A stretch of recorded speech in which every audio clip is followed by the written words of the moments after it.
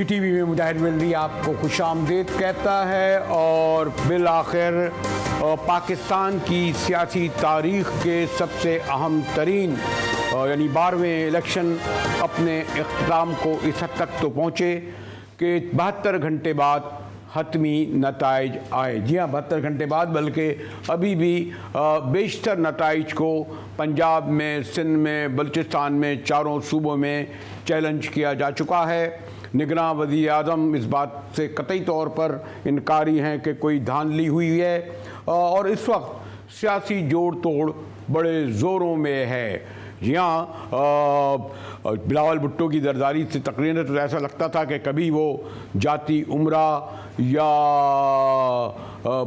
Model town नहीं जाएंगे या इसी तरह शरीफ ख़ानदान उनके पास नहीं जाएगा, लेकिन बड़े ज़ोरों में उनकी मुलाकातें हुई, एक दूसरे से मिले। लेकिन इससे पहले कि मैं अपने नुमाइंदे इंतज़ार ज़ैदी के पास जाऊं, कि जो हमीद लंगरा के पास जाऊं, कि जो इस वक्त पीपल्स पार्टी की सेंट्रल कमेटी जो नून लीग की पेशकश पर यानी गौर व औस कर रही है कि कौन सा ओहदा लें, कौन सा ओहदा से इनकारी हों, हुकूमत का हिस्सा बने या अपोजिशन बने। लेकिन सॉरी, माज़रत के साथ इन बैठकों को देखकर एक दूसरे से गले मिलते हुए मुझे बिलावल भुट्टो जरदारी की वो तमाम तारीख़ी तकारीर याद आ रही हैं जो करते रहे वो गुज़िश्ता एक माह अपनी इंतखाबी मुहिम में, और ख़ास तौर पर पंजाब के दारुल हुकूमत लाहौर और सेंट्रल पंजाब में। देखिए, हो सकता है ये तकरीरें दोबारा शरीफ ख़ानदान भी देखे, लेकिन बिलावल साहब को ज़रूर देखें चाहिए। हमीद लंगरा साहब, आप तो नहीं देख सके होंगे, लेकिन अभी मैं वो तमाम तकारीर बिलावल भुट्टो जरदारी साहब की दिखा रहा था। ज़रा उसकी अगर सुर्खियों पे जाऊं तो शायद हम लोग जो आपस में कितने ही कुर्ब हो, दोस्ती हो, रिश्तेदारी हो, लेकिन वो ज़बान इस्तेमाल नहीं कर सकते जो बिलावल साहब ने शरीफ ख़ानदान के लिए की हैं।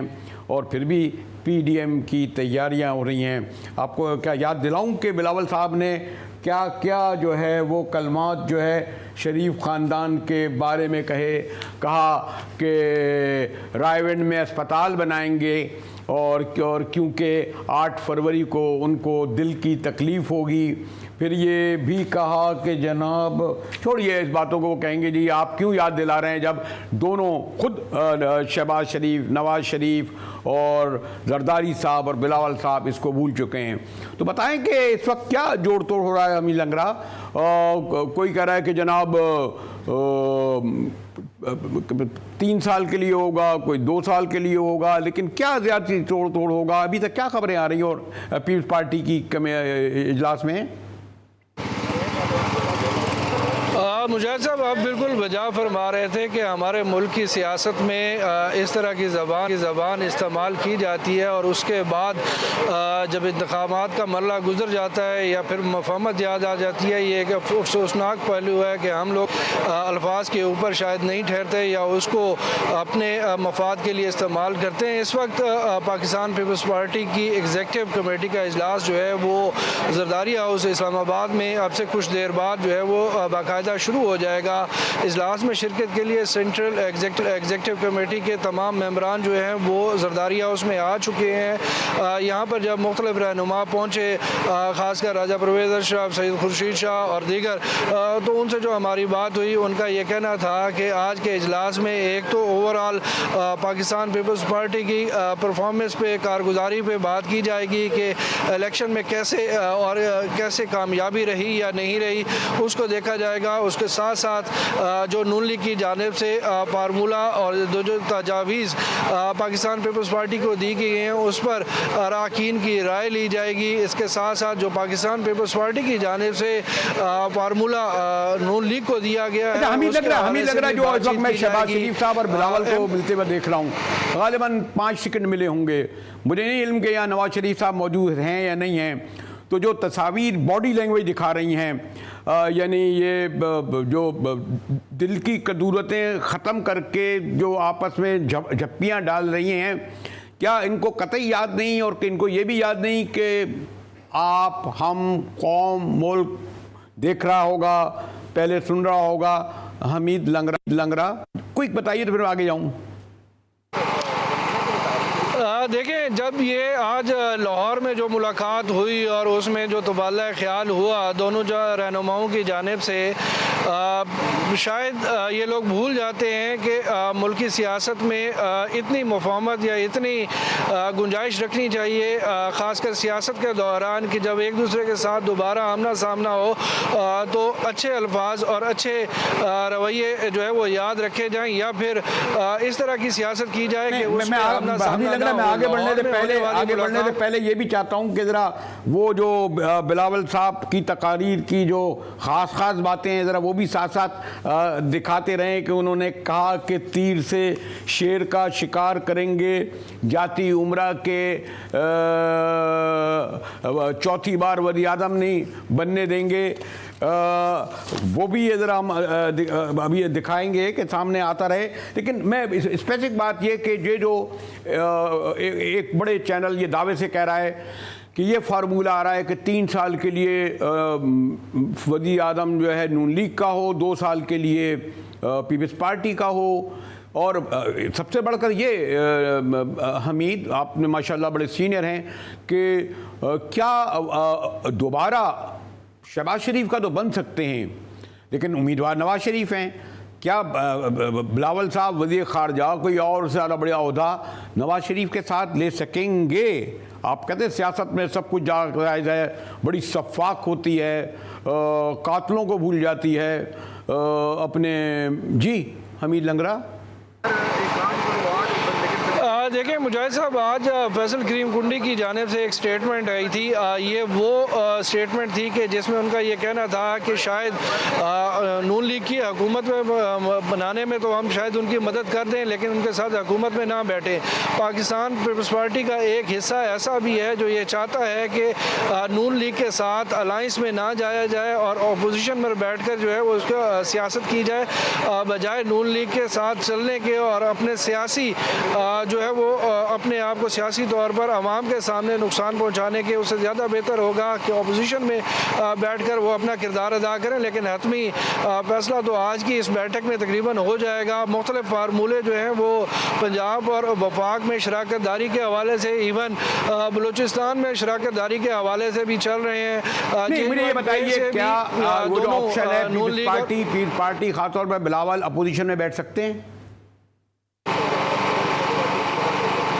देखें, ये एक पाकिस्तान पीपल्स पार्टी का एक सेगमेंट है जो ये कहता है कि इस वक्त इन हालात में जो मुल्क के हालात हैं और जो मुल्क को इस वक्त मुश्किलात दरपेश हैं या जिन चैलेंजेस का सामना है उसको हल करने के लिए नून लीग को सिर्फ इतना सपोर्ट किया जाए कि सिर्फ उनको गवर्नमेंट बनवा दी जाए, लेकिन वो इसमें मुकम्मल तौर पर शामिल ना हुआ जाए, क्योंकि उसके बाद जो रिएक्शन आना है या जो हालात बनने हैं तो उसमें इक्वली जिम्मेदारी जो है वो उसकी पीपल्स पार्टी की भी होगी। तो कल कला ये जो मामलात हैं उसका नुकसान सियासी तौर पर पाकिस्तान पीपल्स पार्टी को हो सकता है। और आज यहाँ पर खासकर ये पाकिस्तान पीपल्स पार्टी का एक यंग तबका जो है वो खासकर जो इस वक्त पार्लियामान में पहुँचा है, उनकी ये राय है कि इस हवाले से हमीद लग रहा एक आपने इलेक्शन भी कवर किए और मैं वो चाहूँगा कि जो अहम बातें, क्योंकि 72 घंटे बाद इलेक्शन के हतमी नताइज गालिबन अभी भी नहीं आए हैं, उससे बढ़कर ये कि सॉरी टू से अब फॉर्म 5 जो है ना और फॉर्म 47, वो 10-12 साल का बच्चा जो फॉर्म भी नहीं जानता था वो भी बता रहा है। वो छोले वाला, आइसक्रीम वाला और चने वाला और दूध बेचने वाला और हम जैसे भी वो जो कलम के घिसाई करने वाले, हर एक को पता चल गया कि फॉर्म 45 क्या है कि जब जमा होते हैं। तो ये जो हमारे प्राइम मिनिस्टर कह रहे थे जनाब साफ व शफाफ इलेक्शन हुए, एक तो ये जो हमारे पास अभी भी जो फहरिस्त आई है, मैं चाहूँगा कि ज़रा स्क्रीन पर बताएँ कि इलेक्शन के जो हतमी नताइज के 72 घंटे बाद जो सबसे अहम बात जो बताई जा रही है कि PTI के हिमायत याफ्ता आज़ाद उम्मीदवार 92 हैं। कुछ लोग कहते हैं उन्होंने कप्तान ने बग़ैर बल्ले के सेंचुरी मुकम्मल कर ली है। और अगर बाकी मैं फैक्ट्स फिगर देखूं कि कौमी असम्बली के जो नून लीग के हैं 79 उम्मीदवार बताए जा रहे हैं, लेकिन अब आज़ाद अरकान ने उसमें शमूलियत इख्तियार कर ली है। MQM पीपल्स पार्टी के 54, MQM पाकिस्तान के 17, आज़ाद उम्मीदवार अभी भी 5, JUI के 4। फिर अगर मैं पंजाब असम्बली की तरफ जाऊँगा तो बहुत तफसील में पंजाब सिंध असम्बली के और दीगर जगह भी आने वाले हैं। लेकिन सबसे बड़ा मसला हमीद आज़ाद उम्मीदवार का है, और गालिबन अब क्या थोड़ा मुझे ये ज़रा गाइड कीजिए कि 3 दिन में जो उन्हें शामिल होना है तो वो कब से वक्त शुरू होगा? यानी आज भी हतमी नताइज हो जाएंगे 8 फरवरी के बाद 3 दिन, या फाइनल लिस्ट आने के बाद 3 दिन, क्या होगा? मुजाहिद साहब, दो बातें हैं कि एक तो ये फॉर्म 5 से लेकर फॉर्म 49 तक के जो मराइल है, हम इस जदीद दौर में रह रहे हैं कि जहाँ पर टेक्नोलॉजी का इस्तेमाल किया जाना चाहिए, लेकिन हम अब सिस्टम में रहे हैं।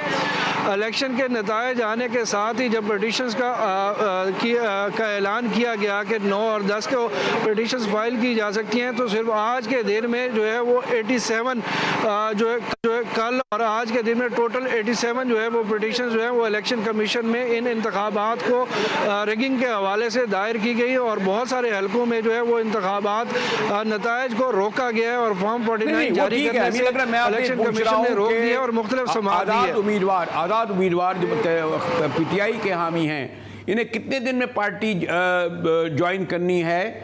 जब आप सॉरी टू से कि आज से 8 फरवरी से या फाइनल पूरे वो जो आप कह रहे हैं का कोई थोड़ा सा मुझे कंफ्यूजन है, मुझे क्लियर कीजिए हमीद।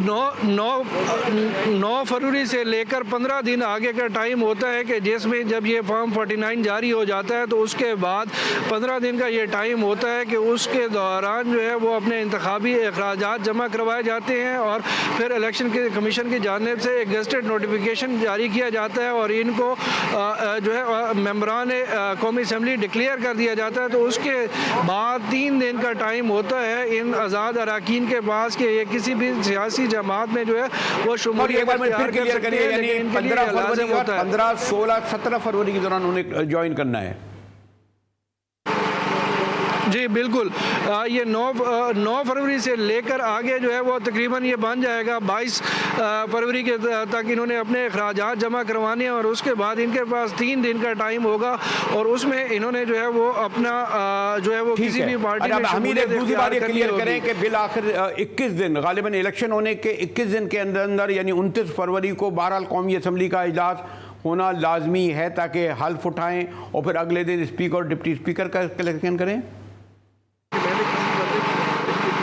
जी बिल्कुल, उसे ये जो है वो 10 तारीख से जो है वो पिटीशंस का फैसला किया गया है। उसके बाद जब ये ट्रिब्यूनल्स में चले जाएंगे फिर इंतखाबी अखराजात जमा करवा देंगे, तो ये जो 21 दिन का टाइम फ्रेम बनता है वो तकरीबन जो है वो 27 और 28 फरवरी के करीब जाके बनेगा, और उसके बाद जो है ये जो है कौमी असम्बली का इजलास जो है वो बुलाना जरूरी है। और उससे पहले जो है जो बड़ा सियासी जोड़ तोड़ वाले से पीपल्स पार्टी की बड़ी बैठक बैठी है। पीपल्स पार्टी के कि उस बड़ी बैठक के सामने हमारे नुमाइंदे मौजूद हैं, और कोई बड़ी खबर अगर आई और प्रेस कॉन्फ्रेंस हुई जिसकी इम्कान कम है तो मज़ीद गुफ्तगू करेंगे। ब्रेक के बाद आएंगे तो ज़रा पाकिस्तान के मोतबर इदारे फाफन से पूछेंगे कि उस इलेक्शन को वो कितना साफ और शफाफ देखते हैं। हमारे साथ रहिएगा।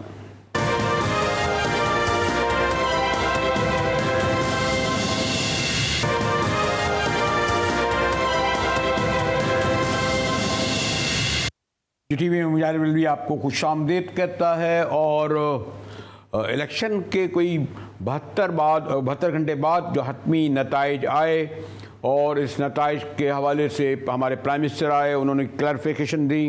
अमेरिका और वेस्टर्न यूरोपियन कंट्रीज़ बल्कि सारी दुनिया से जो मंदूबीन आए उन्होंने भी इलेक्शन को देखा, लेकिन सर हमारे बड़े अहम इदारा है फाफन, उन्होंने भी इसको मॉनिटर किया और वक्तन फ़वक्तन वो देखते रहे।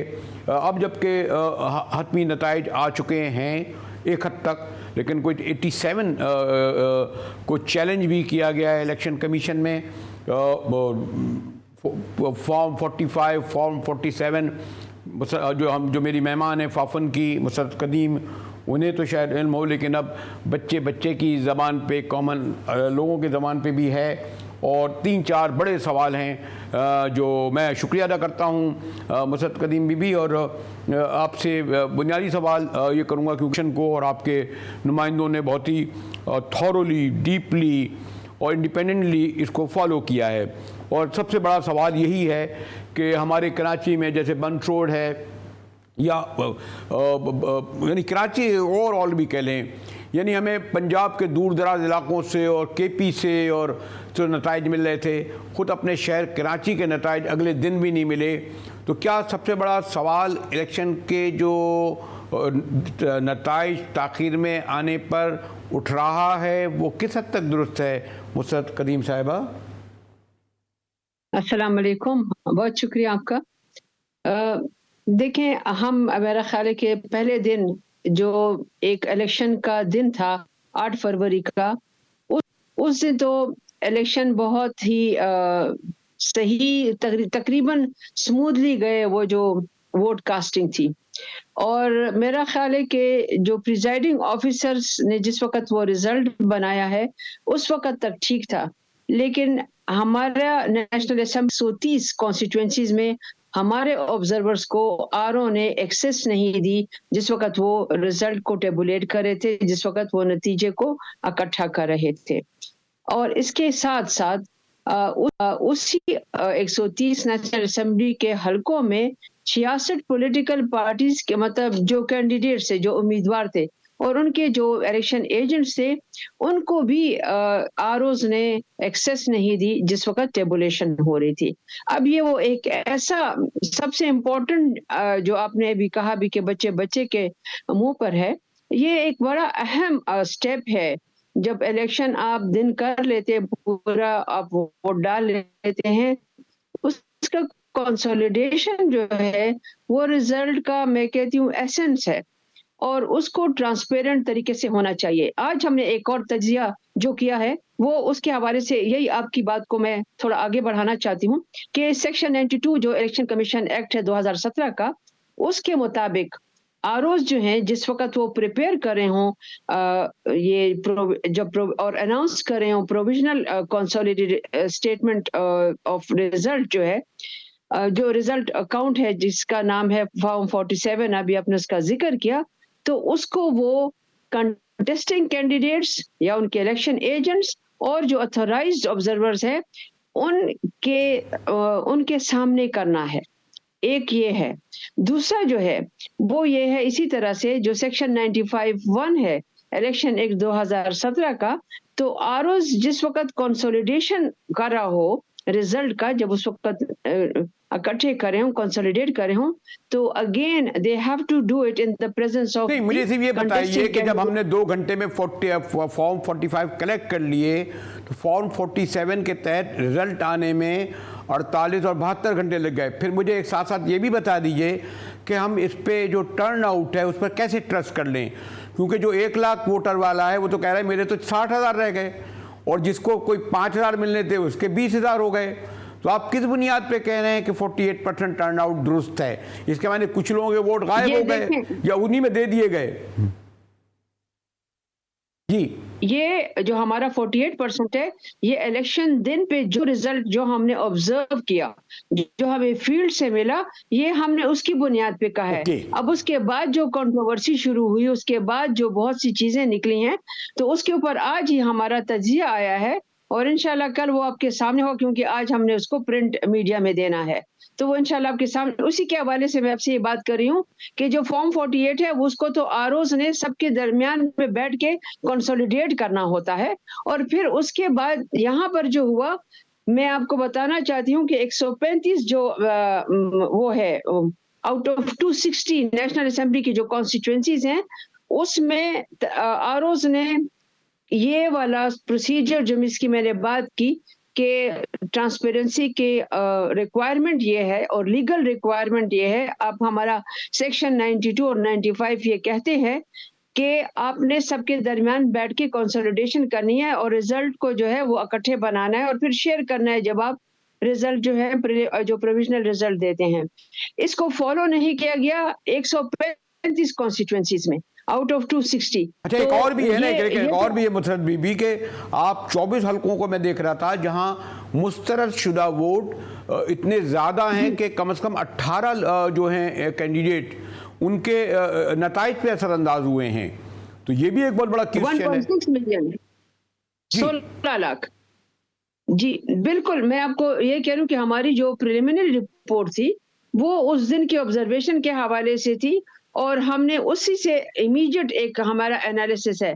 हम तो उस दिन की ऑब्जर्वेशन की बात करें हैं। इंशाल्लाह इसके बाद जो हमारा प्रॉपर एनालिसिस, उसमें बहुत से हो सकते हैं अभी वो फैक्ट्स सामने ना आ रहे हों जो इनको हम देख रहे हैं और जिनको हम इंशाल्लाह आपके साथ फिर शेयर करेंगे। नहीं, लेकिन सॉरी टू से, जैसे मैंने कहा कि हैरान कुन जो हैं नताइज हैं। और अब मैं अगर कहते स्टूडेंट के ये कहता हूँ कि अगर रात के 2 बजे मैं देख रहा हूँ कि सियालकोट में एक उम्मीदवार के और एक ख्वाजा आसिफ के और खातून के वोटों के दरमियान फ़र्क है 25-30 हज़ार का, और आप भी जानती हैं कि अगर 30 हज़ार का फ़र्क हो यानी 80 हज़ार और 50 हज़ार का, तो अगर ये पूरे वोट भी पड़ जाए तो ये फ़र्क जो है कम करना मुश्किल होता है।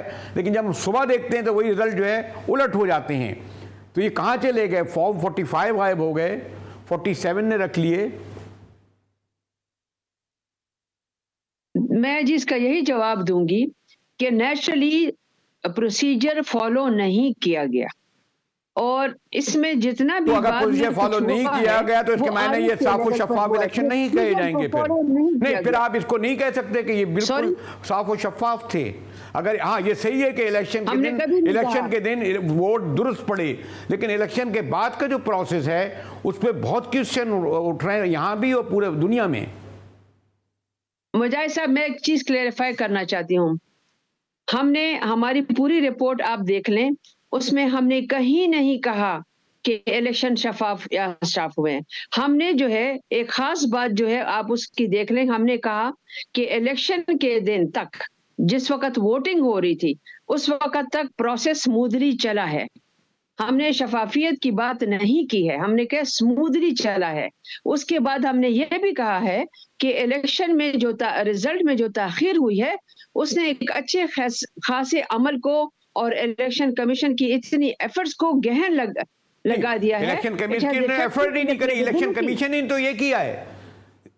मुसरत बीबी, अगर ये रात को जो चेंज किया है इलेक्शन कमीशन ही ने चेंज किया है ना, इसके मायने उन्होंने एक पूरी प्लानिंग के तहत ये करा कि इलेक्शन के दिन कुछ नहीं करो कि कहीं रिएक्शन ना आए, बाद में 47 में सब कुछ कर लेंगे, तो पूरा जिम्मेदार तो इलेक्शन कमीशन हुआ ना।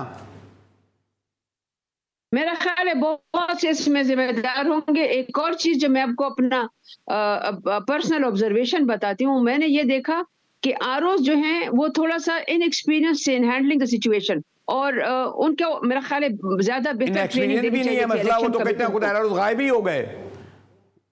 जी तो कुछ जगहों से जहां पर मैं 1-2 जगह मैंने देखी हैं कि उनका रवैया भी कुछ इतना वो नहीं था जो मुझसे लोगों ने शेयर किया।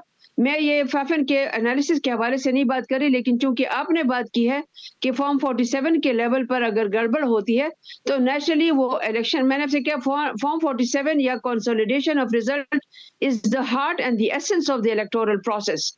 अगर उसमें गड़बड़ होती है तो नेचुरली आपके बहुत से सवाल उठते हैं और पूरी कौम इसके ऊपर जो है अपना कंसर्न, क्योंकि अभी प्रोसेस चल रहा है। मैं चाहूंगा कि कल हम ज्यादा बेहतर पोजीशन में होंगे और कल मैं ज्यादा बेहतर पोजीशन में आपसे आपकी रिपोर्ट की रोशनी में गुफ्तगू करूंगा। आपने वक्त निकाला, बहुत बहुत आपका शुक्रिया, लेकिन आपको जहमत देता रहूंगा ये इस पूरे हफ्ते, क्योंकि अभी तो फरवरी तक जाना है। और सबसे इंटरेस्टिंग डेवलपमेंट वैसे तो हर सूबे में हुआ है, मरकज़ में हुआ है, लेकिन अपने शहर कराची और सिंध में हुआ है। इस पर गुफ्तगू करेंगे एक ब्रेक के बाद अपने ब्यूरो चीफ ज़िले हैदर से।